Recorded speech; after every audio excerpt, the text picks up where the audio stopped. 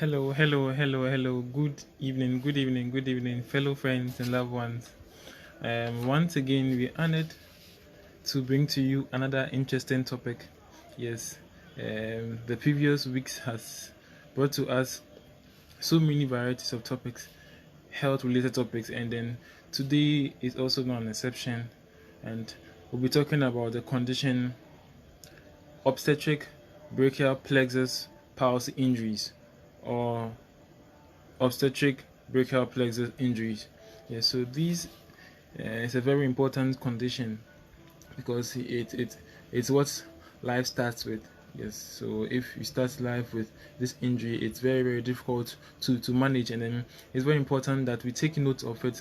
And then when we realize that we have this condition, or our generation has this condition, we're able to treat it accordingly. Okay, thank you very much for your time. Thank you very much. I'm honored. I'm honored. I'm humbled to lead in the discussion of this topic. Okay, so the condition is obstetric brachial plexus palsy injuries, or obstetric brachial plexus injuries.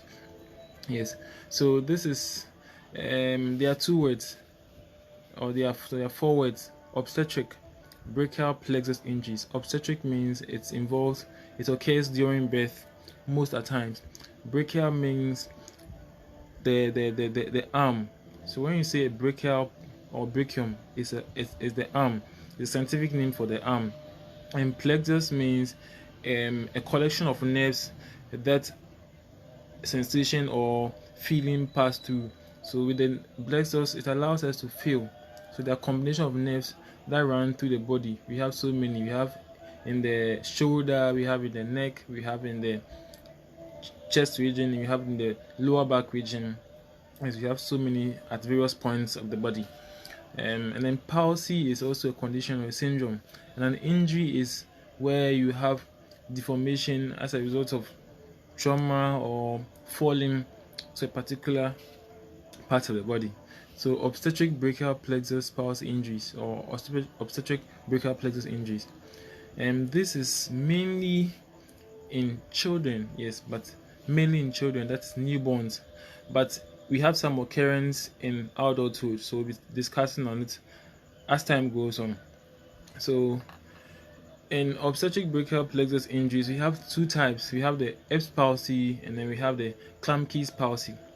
But in severe conditions, we have total paralysis of the affected parts of the body. Okay, so before we talk about the condition, we're going to talk about the anatomy of the condition. Anatomy. So anatomy means the various structures that compose the region affected. So mainly the main region affected is the neck and then the shoulder. So from the neck region running down to your shoulder. So there'll be pictures also to show us a very detailed presentation of this condition. So we have structures in the body called nerves, we have muscles, we have tendons, we have ligaments, we have so many structures, and this helps us to be able to diagnose the condition. So obstetric brachial plexus injuries, we have two types. We have the Erb's palsy and we have the Klumpke's palsy. So these nerves are called cervical they are called somatic nerve plexus. Yes, they're called somatic nerve plexus. So these are a group of nerves that are found around the neck to the shoulder region. And then the neck region, we have nerves we label C, means cervical. Cervical means neck. So C5 to C8. So the cervical nerve from C5. So we have numbers according to that are named. So we name the nerves C5, C6, C7, C8. And then when you get to the chest part region, that's the thoracic part region, we have a nerve also called T1. So from C5 to T1, if the nerves are affected there, then they could present either a Erb's palsy or a Klumpke's palsy. So I know we understand it by the picture presentation very vividly as time goes on. Okay, so per the parts of the nerve affected, if it's C5, if it's C6, if it's C7, C8, or T1, it presents itself with a presentation or a deformity. So we have so many structures. We have muscles. There's muscles such as subclavius muscle, serratus anterior muscle, supraspinatus anterior muscle. So many muscles that are found there. And when the nerve is affected there by various risk factors that we'll be talking about very soon, they tend to cause the muscles not to move in the affected manner. Okay, so just this is a brief introduction to the condition. So the fact that Erb's palsy affects mainly the neck to the shoulder region. So then we go into the outline for our presentation for today. So we're going to talk about brief history, the anatomy, the pathophysiology, the mechanism of the injury, the prevalence, the epidemiology, that's how the disease affects, and the signs and symptoms, investigation, that is various modes of identifying or narrowing the condition, early precautions, observations, physical assessment, that is how the person or the child can move the hand, the limitations that are involved, and then the actual problem that is involved, and then goals and objectives, the treatment plan, either conservative or surgical procedures, and then lifestyle modifications, what we can do to minimize or prevent the condition. Okay, so then with a preview of what we've talked about in a few seconds ago, that is the fact that the condition affects the neck to the shoulder region, and then the fact that so far as it affects the nerve in the neck and the shoulder region, then it can also affect the nerves in the arm, the forearm, the wrist, the fingers, and then the palm. Yes, because nerves are such that they are interconnected, or we say intertwined. So if you have nerves in the finger, we have connection from the finger directly into the head. So when there's any break in transmission, then it affects the nerves at the very distant part, that's the fingers. Okay, so we're talking about obstetric brachial plexus injuries. Yes, then the two types are called the Erb's palsy and then the clumsy palsy. The worst form is called total Erb's palsy, that is total paralysis. Okay, so the fact that it affects muscles, nerves, mainly muscles and nerves, and then also the fact that when the nerves are affected, there is poor circulation to the affected part. So therefore, the person doesn't feel too well, or is not able to detect feelings. That's when you touch the person's affected part, the person doesn't feel as compared to the other side. Okay, so Erb's palsy. Okay, so we are talking about one of the types of the obstetric brachial plexus injury, Erb's palsy. So the condition that affects some muscles in the shoulder, and then the arm, the forearm. Yes, so when this happens, the child is not able to raise the hands or even grip, or sometimes play with the hand. So when you ask the child to lift the hand up like this, there's difficulty. So the child does this, is not able to raise the hands well. And so when noted early, various interventions are taken in place, and this helps to correct the condition. Okay, so as we are talking about Erb's palsy, realize that it's a condition that affects mainly newborns. So there are so many procedures that result in the condition called Erb's palsy. So one important cause of Erb's palsy is traction. So at the point of birth, when the child is being delivered, we have the fact that there's unequal pull from the midwife, and then there's a counter reaction from the technique by which the midwife pulls the baby. So therefore we have some tears around the neck. So there'll be some pictures that will be shown to you very soon about the Erb's palsy. So let's try and appreciate this pictorial presentation of the Erb's palsy. So we have okay, we have the pull. So let's observe some delivery processes where we have this condition. Okay, so I'm sure it's very, very understandable with this. Okay.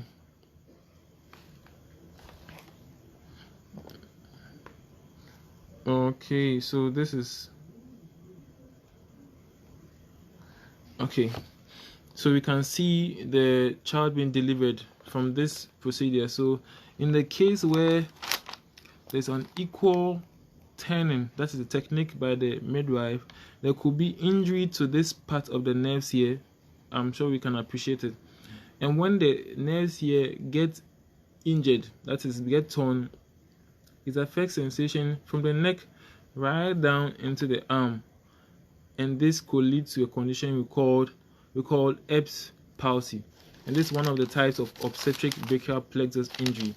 Okay, so I'm sure we can appreciate it the better. And so this is Erb's palsy. Yes, this is the nerves that run through the shoulder. So from the neck right down to the shoulder, right down to the arm, to the forearm, and to the fingers. So they are very, very delicate. So when any of them is affected, then it affects sensation, movement in the arm. So when the whole nerves are cut, they mean that there will be no feeling in the arm or the fingers. It's like a power source. So when the main power source, that is spinal cord, is affected, the whole structure is affected. Either the person loses sensation, loses movement totally in the arm, or there's reduction of movement or sensation in the affected arm. And so we can appreciate it. Okay, so this is a very, very good example. Now we can see the child being delivered. We can see the movements of the head. You could see the turning. So in the case where the child is being delivered, and the turn is not so good, it's a technique that is used in midwifery. So in the case where there's an accident and there's turn in the neck, there could be tear in this nerve. This is what we call the somatic nerve plexus. So this whole yellow, the one yellow here, is called somatic nerve plexus. So when there's a turn in the head during delivery and there's tear in these muscles, this nerve, that could result in an obstetric brachial plexus injury. Per the severity, we can classify it as Erb's palsy, Klumpke's palsy, or total Erb's palsy, or total paralysis. Okay, so I'm sure we can appreciate it the more. Okay, so we'll be okay. So I'm sure we can. We've had a pictorial presentation of this condition where we can see the neck of the child being pulled and then the nerves being teared. So this connection from the neck goes directly into the shoulders, to the arms, and then to the fingers and to the hand. So when there's a connection deficient, that's when the connection cuts, the child cannot feel the hand, they cannot raise the hand so, and therefore needs treatment as early as possible. So apart from these delivery processes that cause the child not to move the hand, there are other factors. There could be tumor around the neck region. When we say tumor, it means a growth around the neck region. When there's a growth around the neck region, it causes impingement. When you say impingement, it pierces on the nerve, and when it pierces on the nerve, the sensation is reduced around the neck region, and therefore there could be sensory impairment. That is, the patient cannot feel well, or there could be motor deficit, that the person cannot move in a particular direction. Or so when they ask the person to raise their hands up like this, the person raises their hands up this way, and so then we can say the person is likely to have had an Erb's palsy or a Clamp-Keys palsy. Also, we have inflammation, that is where we have the swelling around the neck region, or the nerves are affected. And so we have so many causes. Others include fracture. So in the case where there is a break in the bone around the clavicle. So when we say clavicle, this is a clavicle, a collarbone. So this is my clavicle. This is a clavicle. It's a bone in the neck region. So I'm sure that it's a bone in the neck region. And so when that bone is broken through an injury or an accident, it could also affect the nerve, because the main nerve that we saw during the delivery of the baby, we have a bone that the nerve passes under it. So in the case where the bone is broken, that's called a clavicle, is broken, it could result in the nerve being affected. So we can appreciate the clavicle very well by this picture. I'm sure that we'll observe the clavicle very well by this picture. Yes, okay. Yes, so this is the clavicle. So these are the nerves. These are the nerves here. Yes, so these are the nerves. So under the nerves we have other structures, but on top of the nerves we have a clavicle that prevents injury to the nerves. So in the case where someone hits the front part of your shoulder, the bone prevents direct contact to the nerves. But in the case where you have fallen down and then the bone that's called the clavicle is broken, it could cut off the nerves, and this could result in the condition that we were talking about, Erb's palsy, or if it's very severe, it could result in Clamp-Keys palsy. Okay, so I'm sure we understand it. So aside nerves, we have other structures in the neck called blood vessels. You have arteries, we have veins that are blood vessels, we have nerves, we have muscles, we have ligaments, we have bases, we have so many structures.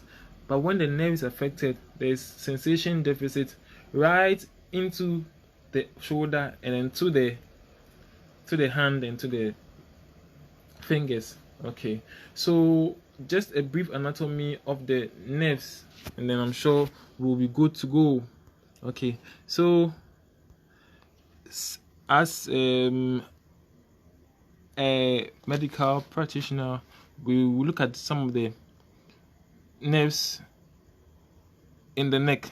So the neck, we have nerves. We have so many nerves in the neck. These are all nerves. It's found in our neck. So we have a structure, a part of the nerves that runs from the neck right into the shoulder.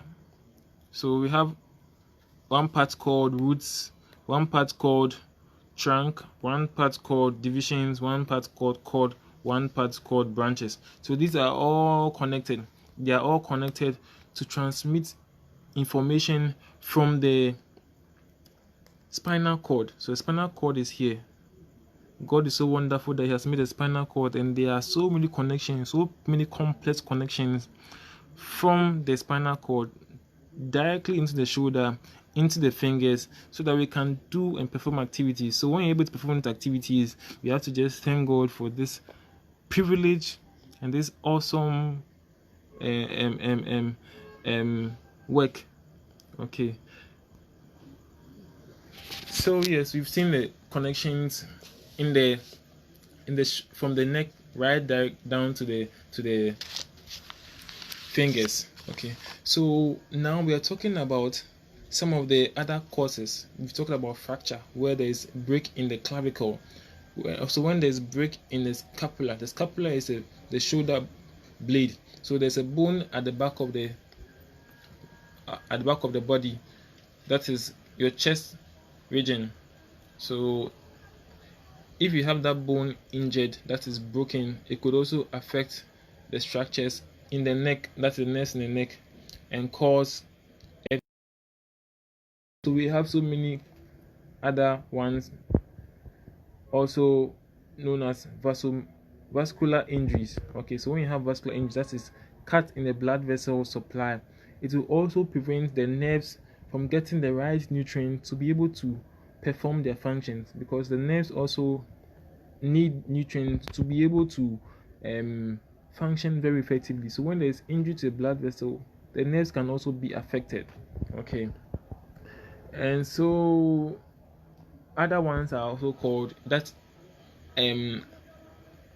that we have adults affected as falls. So when an adult falls on the shoulder, on the neck, they could also injure the nerves around the neck region, and this will also cause brachial plexus injury. That is when the neck or the hand is not able to be raised up as effectively as possible. Okay, so how do you classify this injury? Erb's palsy. Okay, so before we classify the injury, we also have the Klumpke's palsy, where there is very severe form of the Erb's palsy. Klumpke's palsy is a very severe form of the Erb's palsy, and then it affects from the C8 to the T1. So initially I talked about the fact that we have C5, C6, C7, C8, and T1, but Klumpke's palsy affects C8 to the T1 nerves. That is the nerve that we saw, the complex nerve that we saw in the picture from previous seconds ago. And the total paralysis, that is where they affect the whole arm to the shoulder, is from the C5 to the T1. That's after that one, the child or the newborn is not able to raise their hands at all. So Erb's palsy involves mainly newborns. That is through delivery, through trauma, that's the two main causes, through delivery and through trauma. Okay, so now you're talking about the classification of the injury. So we have the upper brachial plexus injury, that is called the Erb's palsy. Then the lower brachial plexus injuries, that's what we call the Klumpke's palsy. And we have the very severe type that we call the total Erb's palsy. Okay, so in everything we have signs and symptoms. So some of the signs of Erb's palsy is that, one, when the child is born, you could see that when you compare one hand to the other, mostly one hand is affected, but in very severe cases where the delivery process is very complex, we have the two hands affected. That is, the child is not able to lift the hands up to a particular range as compared to the other. So when you tickle the child, you try to pass your hand through the child's body, the child is not able to raise their hands very effectively. The child is not able to move the fingers as compared to the other. Sometimes it's not noticed as early as possible. Sometimes maybe after some hours, the doctor comes back to observe the newborn, and then you realize that the child cannot use the hand well or cannot even move the shoulder. At that moment in time, the doctor or the medical practitioner refers to the appropriate quarters, that is a therapist, to be able to assess and treat the condition accordingly. So the child has low sensation, that is, the child cannot feel, as when you pinch the child is not able to react as compared to the other side. And also there's paralysis, that is, sometimes there's reduced movement in the affected side, and also there's sometimes total loss of movement on the affected side. Also, we have some jerks in the involuntary. When we say jerks, it means involuntary movement in the affected arm, that is the arm that has been affected, that the nerves being cut off. Also, in the most severe type, we have a condition we called Horner's syndrome. HORNER''S, and it occurs at the ipsilateral side. When you say ipsilateral, so if the left hand is affected, that the child cannot lift the hand up from the left hand, the left eye drops, and then there's the child's sweat gland is not able to produce enough sweat on one side, we call anhidrosis. And then the fact that the child cannot raise the eye up is called ptosis, where the eye drops. So when the child asks the child to raise the eye up, the child tries to struggle to raise the eye lid off to see the eye. And these are signs of total Erb's palsy, that is a cut of the nerves around the neck, the whole from C5 to T1. Okay, so these are some of the signs of Erb's palsy or Klumpke's palsy. Yes, so now we are talking about the investigation, that is how can we identify Erb's palsy. Yes, so as I said, there are severities. There are ones where they are just nerves cuts, and there are ones that they are fractures. That's a break in the bones. We have the break of the clavicle and a break of maybe a shoulder or humerus, that is the arm bone.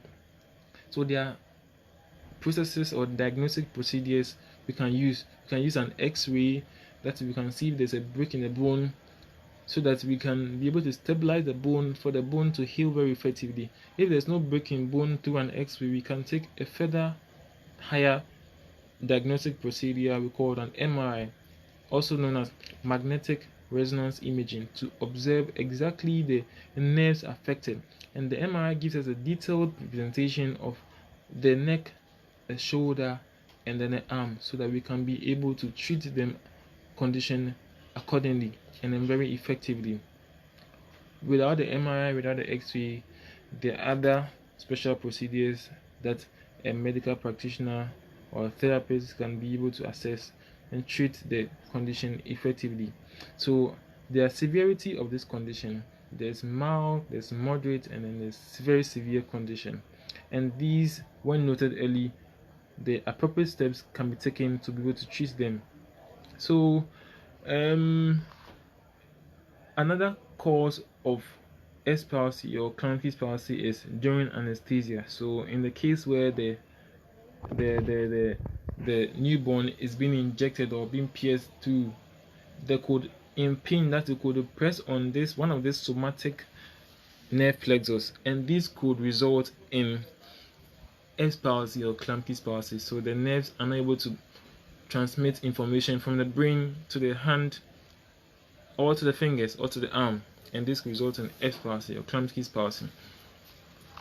So this condition is treatable, exactly treatable, but sometimes it leads to disability, which is in a long-term instance. But then the early treatment gives us a very confident and then very assured stance of having the child function with the affected part to the best of his or her ability. So before we talk about the treatment, the Erb's palsy presentation is that the person has a weighted tip. So when the newborn infant is being seen by a medical practitioner, we have the shoulder turned inside, and then the forearm turned inside, and then we have the wrist drop. So the wrist drops like this. The child cannot raise the wrist like this, so the wrist drops this way. The difficulty in raising the wrist up, so the wrist is dropped like this. And sometimes in very severe condition, the child is not able to open the fingers in and out. So by some tests by physical therapists, we call the grasp reflex. So at the point in time the newborn is supposed to grip, but at the point in time where the child is not able to grip or the newborn is not able to grip, then we can also say this child has Erb's palsy or Klumpke's palsy. Okay, so when you come to the physical therapist also carries out assessments to be able to treat this condition very effectively. So we observe the size of the muscle. So as you said, the nerves are affected. So far the nerves are affected, there's poor sensation or communication from the brain to the arm or to the shoulder, even to the neck. There is poor communication, and if the blood vessels also are cut or they are destroyed, blood cannot flow from the heart right into the shoulder or to the arm, and this could result in reduced muscle side in the affected arm. We call atrophy. Okay, so in the instance where we notice that the child is unable to raise the hands up or able to perform movements such as holding or gripping, we tend to treat or start treatment very early, and this helps us to be able to have the best function for the child as early as possible. Okay, so by procedures called physical therapy, occupational therapy, surgery, lifestyle modifications, we can be able to obtain the best of function for the affected newborn as he or she grows.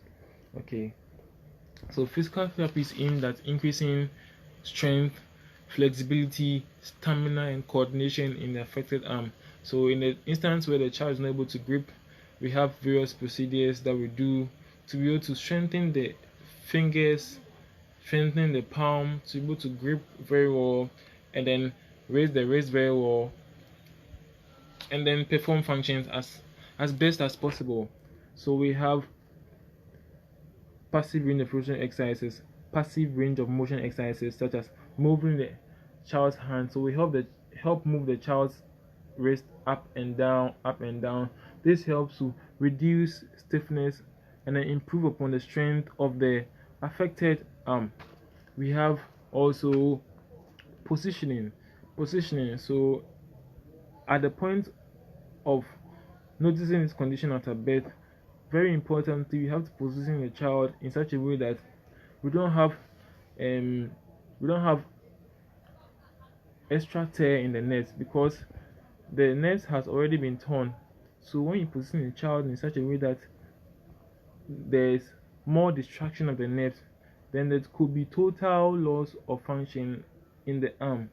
And as physical therapists, we are supposed to position the child and teach the parents the best positions to keep the child, to enable healing to take place very effectively. Also, we have a procedure we call splinting. So we can splint the child's wrist to prevent it from dropping. So if the wrist is dropped this way, we have something we call splinting. So we splint the child to be able to keep the child's wrist up like this, and this will allow healing of the structures in front of the wrist, and then after some time the child is able to move the hand. That's in the case where it's very less severe type of the S palsy. We can splint the child's hand. Also, we have pain control mechanisms. So we have use of TEN, that is trans electrical nerve stimulation, to be able to reduce pain.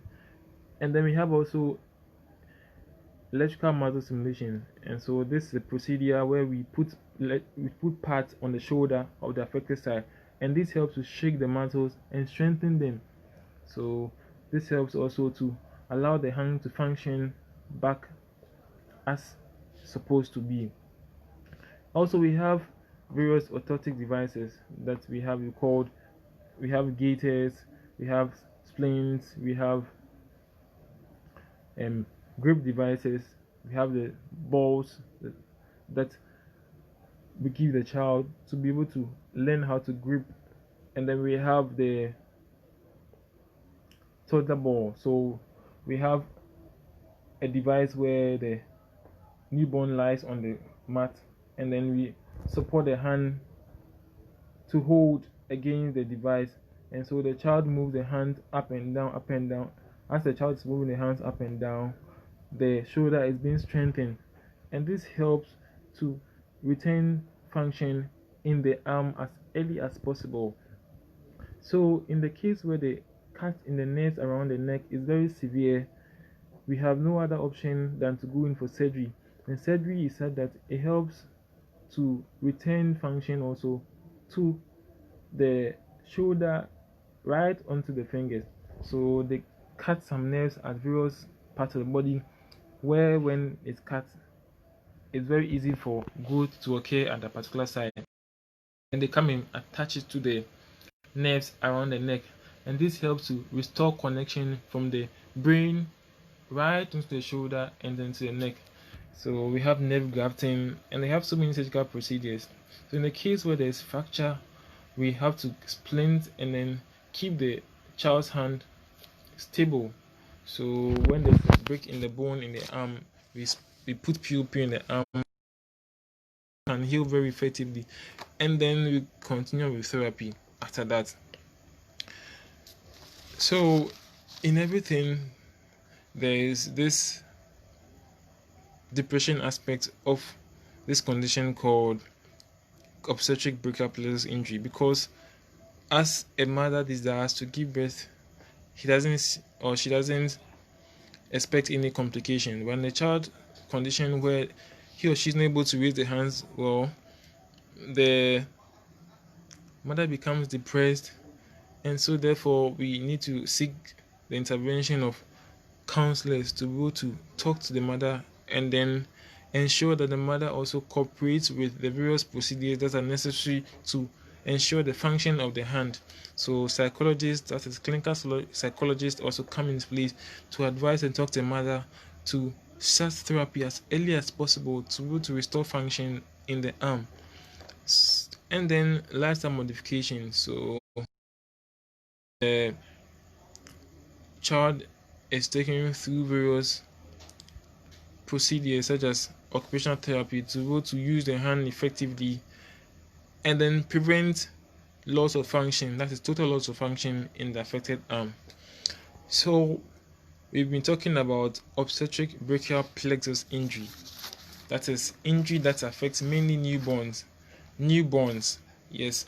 So after the child is born, there's an instance where during delivery, by turning the head, the structures in the nerve are affected, and so there's loss of sensation, that is feeling from the neck right down to the shoulder into the hand, and sometimes the hand is not able to be raised up or perform movements such as turning or gripping. And so early intervention such as physical therapy and surgery is needed to be able to restore function in the affected arm. It could be affected to the right and left arms.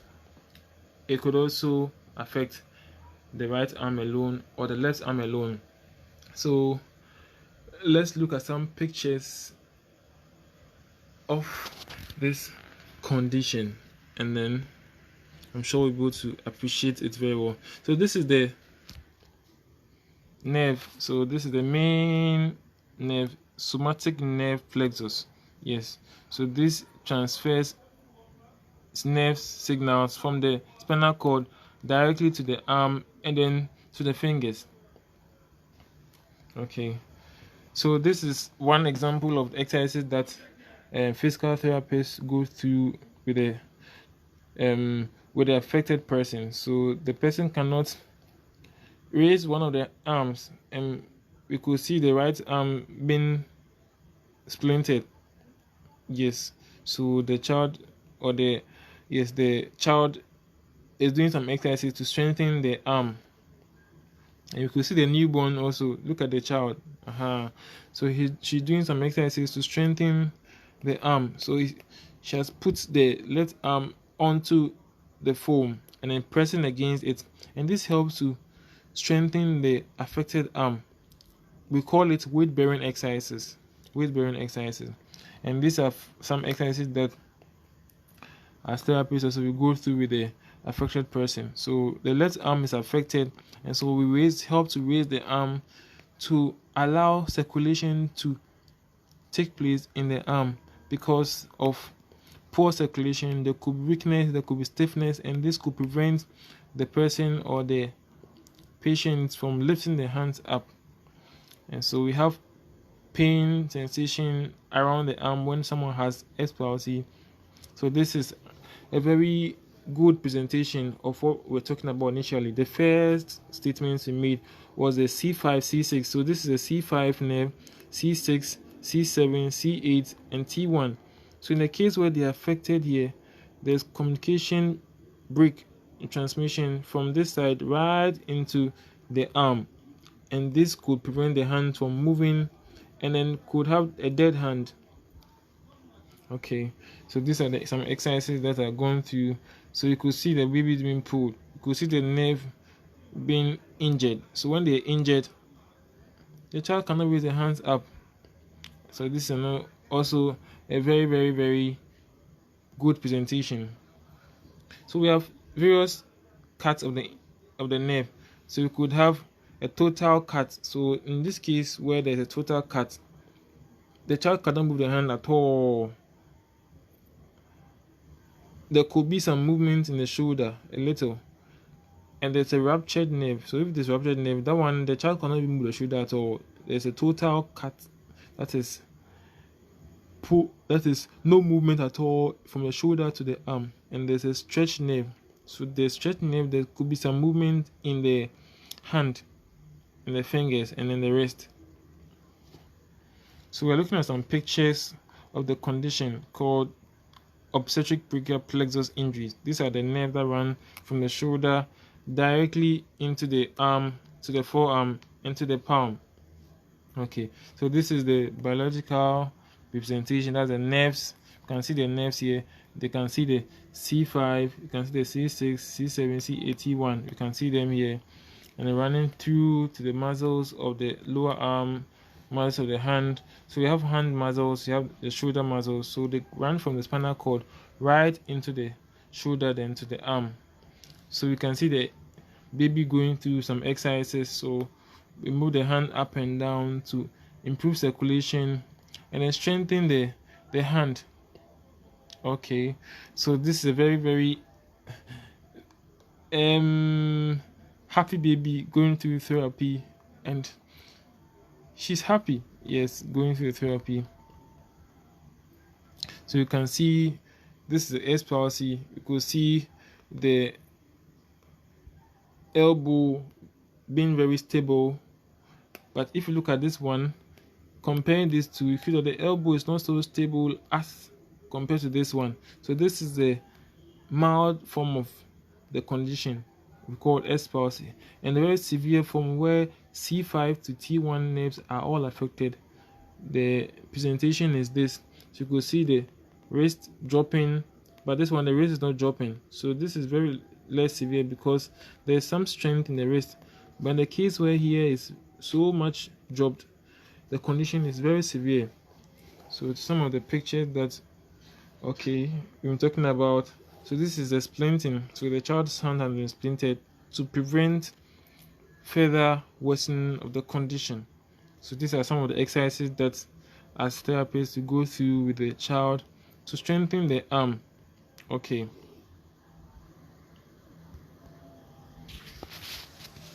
So we've been talking about the condition obstetric brachial plexus injury or obstetric brachial plexus palsy injuries. Yes, and there are two types. There are three types. You have the S palsy, you have the clunky palsy, and then the total S palsy. That is where the child's hand is not able to move at all.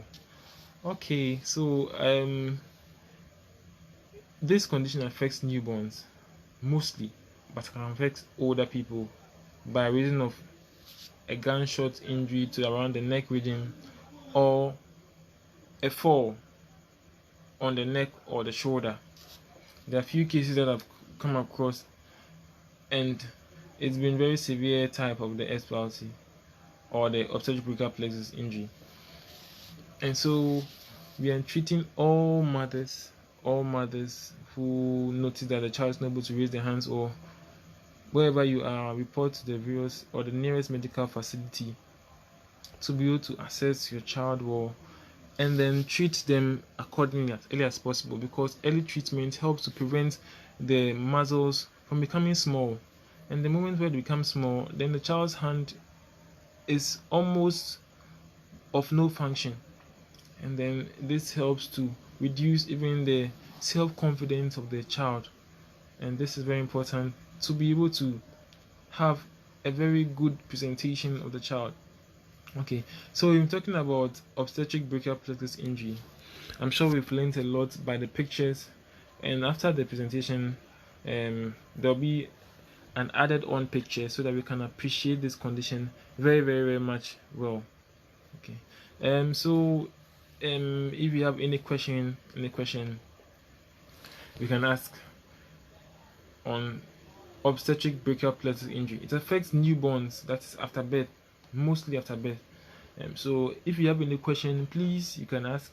Yes, and we can see Daniel Dodu. Yes, that's uncle. You can see Jemfua Domako. Yes, I'm trying to remember the name. Yes, I think I know the person.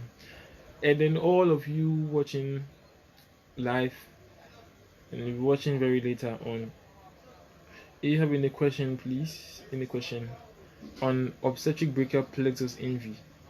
Yes, thank you very much, yes. Okay,